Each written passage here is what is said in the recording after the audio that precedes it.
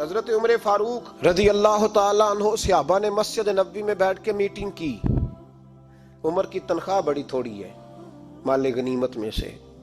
اب تو عمر کے پوتے بھی ہیں، نواسے بھی ہیں، رشتہ داریاں بھی ہیں، تعلق بڑھ گئے ہیں اور عمر فاروق بوڑھے بھی ہو گئے. میٹنگ ہوئی مسجد میں. اس طرح کریں کہ عمر کا کچھ تھوڑا سا نا مشاعرہ، کچھ تنخواہ، کچھ خدمت، کچھ وظیفہ بڑھا دے. بات طے ہو گئی. جب مکمل ہو گئی تو کہنے لگے یہ بتاؤ شیر سے بات کس نے کرنی ہے؟ ادھر جائے گا کون؟ پہلے اس کا نام تو بتاؤ. وہاں جائے گا کون؟ تو انہوں نے کہا یہ تو ہم نے سوچا ہی نہیں. بات تو بڑی تگڑی ہے، عمر سے کون بات کرے گا؟ یہاں جتنا مرضی تگڑا پیر ہو، آپ نذرانہ لے کے جائیں، مسئلہ ہی کوئی نہیں. کبھی کسی کو کہنا پڑا ہے؟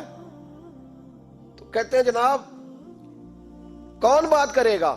تو ایک صحابی کہنے لگے کہ حضرت عمر رضی اللہ تعالیٰ عنہ کی جو صاحبزادی ہیں نا، حضرت حفصہ رضی اللہ تعالیٰ عنہ، وہ ام المومنین بھی ہیں، حضور علیہ السلام کی زوجہ ہیں، مومنوں کی ماں ہیں. ان سے کہتے ہیں اور ان کے والد بھی ہیں. تو حضرت حفصہ سے کہا تو جناب حفصہ چل کے گئیں حضرت عمر کے پاس. جا کے کہا ابا جی ایک بات کرنی تھی. انہوں نے کہا بیٹے کرو. تو ان کو بھی پتا تھا نا جاہو جلال کا. کہنے لگے ابا جی مسجد نبوی میں صحابہ کی میٹنگ ہوئی ہے. ایک ہی محلے میں، ایک ہی شہر میں لوگ رہتے ہیں تو ایک دوسروں کی خرچوں کا، ضروریات کا پتہ ہے. کہتی ہے میں نے پس منظر سارا کر کے بات کی. میں نے کہا سب کو پتہ ہے کہ آپ کے خرچے بڑے بڑھ گئے ہیں، تو مجھے نا انہوں نے حضور کی زوجہ سمجھ کے، قابل احترام سمجھ کے میری ذمہ لگایا ہے کہ تھوڑے سے پیسے آپ کے بڑھانے ہیں. تو حضرت عمر فاروق رضی اللہ تعالیٰ عنہ کی صاحبزادی کہتے ہیں عمر کو اتنا جلال آیا کہ اٹھ کے کھڑے ہو گئے. کہنے لگے حفصہ ان لوگوں کے نام بتا، میں انہیں دروں سے ماروں گا اور اس طرح ماروں گا کہ ان کی کمر پہ نشان پڑے، ان کی کمروں پہ نشان پڑے. اس انداز میں درے ماروں گا کہ مجھے زخم نظر آئے. کہا ابا جی اتنا جلال کس بات کا؟ سادی سی بات ہے. تو سیدنا عمر فاروق رو پڑے. کہنے لگے سادی سی بات ہے؟ میرے لیے مسجد نبوی میں بیٹھ کے میٹنگ ہوتی رہی کہ عمر کو دولت دینی ہے.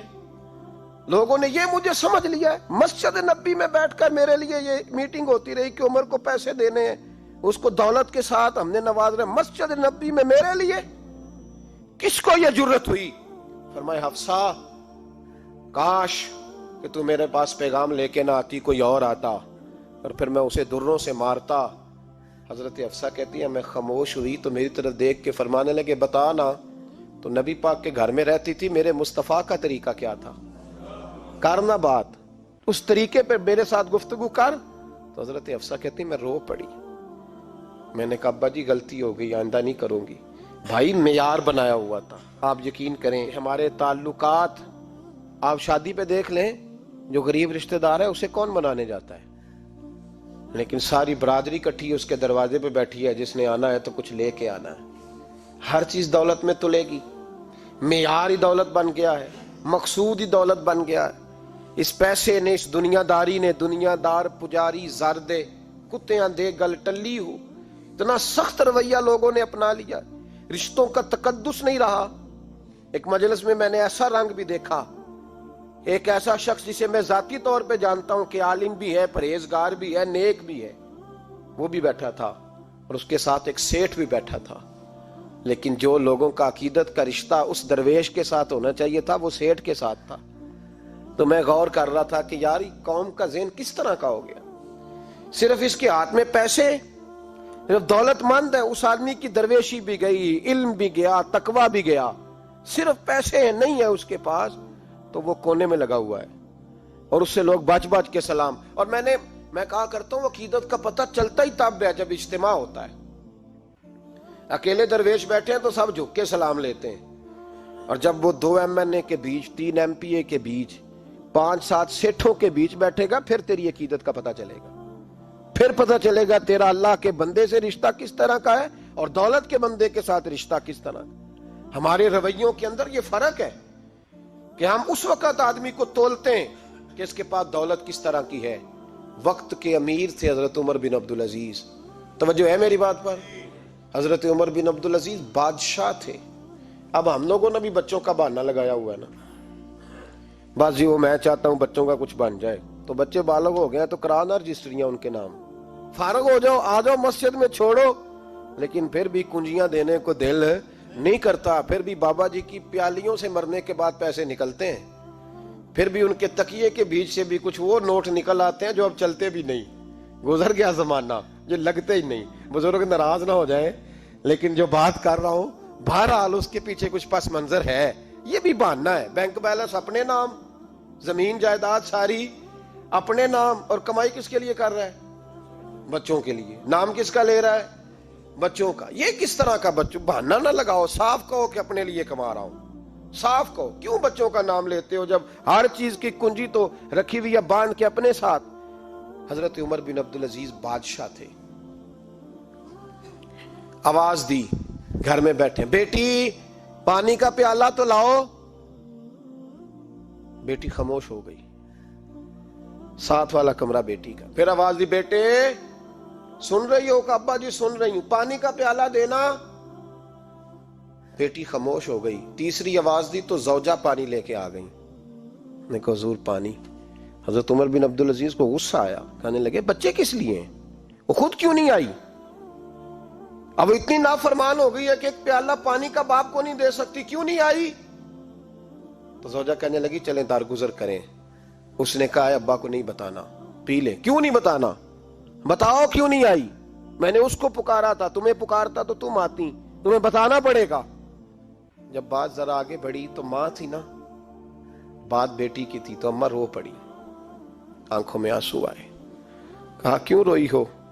کہنے لگی بیٹی کا پجامہ پھٹ گیا، دوسرا ہے نہیں، اور آپ لے کے بھی نہیں دیتے.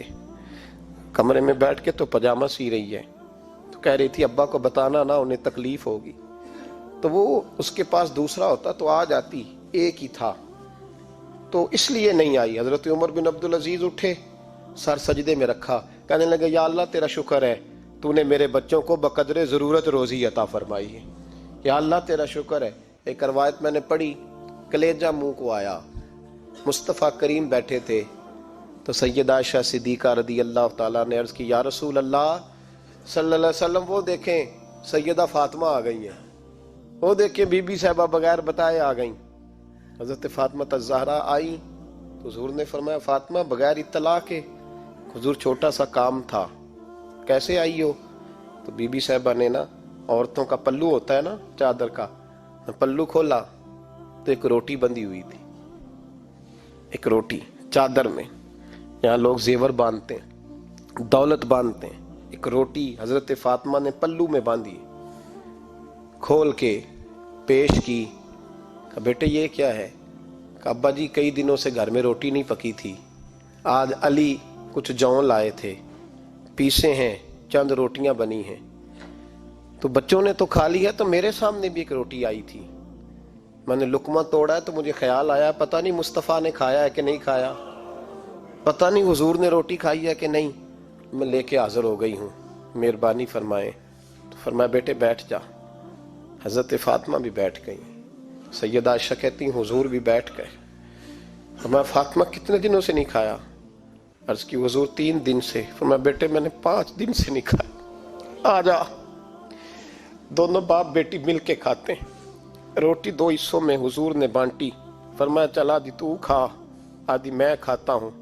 حضرت فاطمہ نے لقمہ توڑ کے منہ میں رکھا تو رو پڑی، حضور 5 دن سے نہیں کھائی. فرمایا بیٹے چپ کر، ہمارا دنیا سے کیا تعلق، ایک پل رہ گیا ہے، بس اللہ پھر جنت کی ساری نعمتیں عطا فرما. رونے والی بات ہی نہیں ہے اس میں، بس ہمارا کیا تعلق، ایک پل ہے، پھر مالک بڑا کچھ عطا کرے گا. او بھائی، جو کائنات کے مالک و مختار تھے، جو ابرو کا اشارہ کرے تو حضرت جبریل جنت کی نعمتیں لے کے آ جائیں، انہوں نے تو دنیا کی جانب توجہ ہی نہیں کی، ان کا تو خیال ہی نہیں آیا. دنیا ہی دنیا، دولت ہی دولت، ہر آدمی دولت کے ترازو میں تلنے لگا ہے. اب تو کلیجہ پھٹتا ہے.